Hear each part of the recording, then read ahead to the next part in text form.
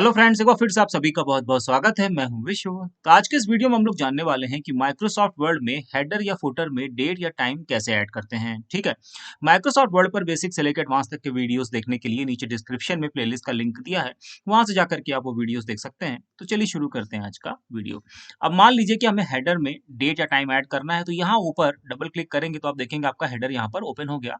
Cursor यहाँ पर blink करते रहना चाहिए। ठीक है, उसके बाद हमको जाना है लेफ्ट हैंड साइड में, यहाँ इंसर्ट टैब में ऊपर के रिबन में इंसर्ट टैब पर क्लिक कर दीजिए। तो नीचे आपको बहुत सारे ऑप्शन मिलेंगे। राइट साइड में देखिए यहाँ पर आपको मिलता है डेट और टाइम का ऑप्शन, इस पर क्लिक कर दीजिए तो डेट और टाइम का विंडो ओपन हो गया।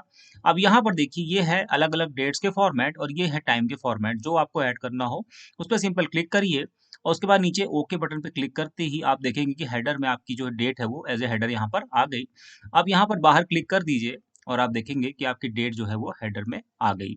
अब बस पेज चेंज करते जाइए और आप देखेंगे कि नीचे देखिए ये जैसे जैसे मैं पेज चेंज कर रहा हूँ, ये देखिए हेडर में डेट आती जा रही है। तो इसी तरीके से आप फुटर में भी डेट या टाइम ऐड कर सकते हैं।